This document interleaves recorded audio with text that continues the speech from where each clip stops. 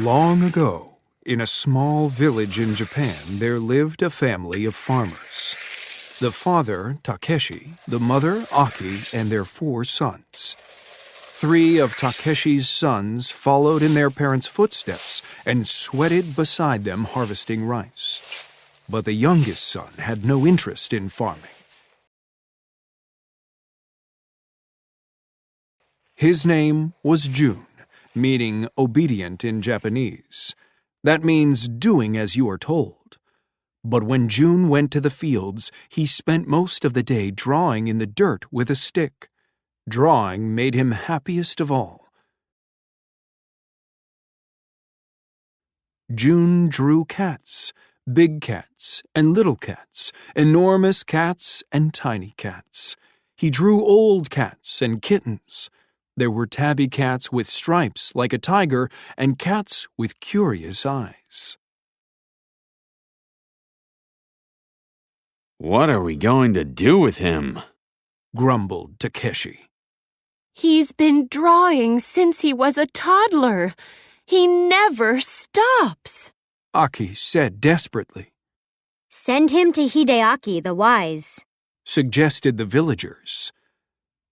Hideyaki had taught the emperor himself, so Jun went to study with Hideyaki the wise. Hideyaki tried to teach Jun to write in the old style and to read the great books, but Jun was only interested in art. When he sketched, it made his heart sing. Drawing made him feel free. "See this cat, Master Hideyaki," said Jun. "Look how it has a tail like a snake and ears like mountain peaks." I've failed, sighed Hideyaki. Hideyaki returned Jun to his parents after just a week. That winter, a cold wind blew. Snow had been falling for weeks on end, covering the countryside like a quilt.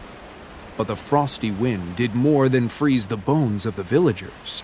It drove hundreds of rats from the fields into the village. The rats came in swarms seeking somewhere warm to hide. They tore holes in the walls and ate the grain in the village stores. They stole rice from the kitchens and chewed holes in socks. The villagers didn't know what to do.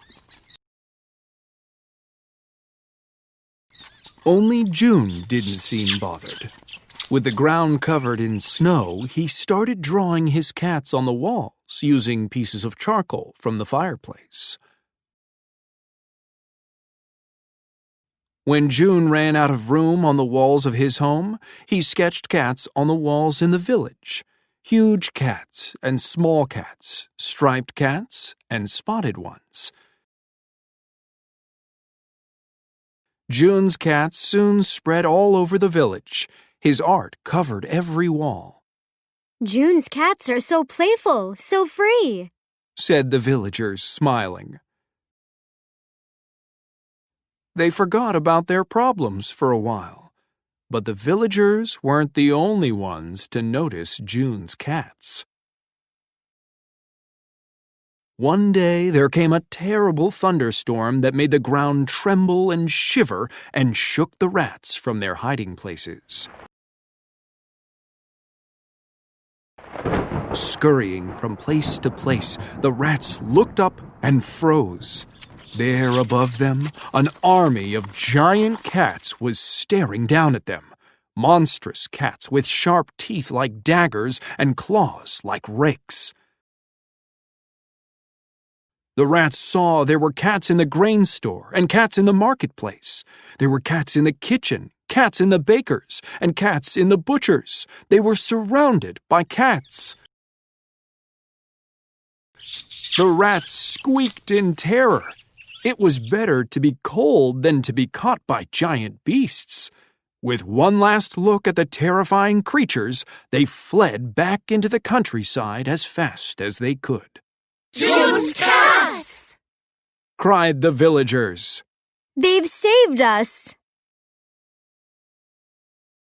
The very next day, Takeshi and Aki bought a book of drawing paper, a brush, and a pot of ink. From then on, they left June to draw as much as he wanted, and it will come as no surprise that he was happy.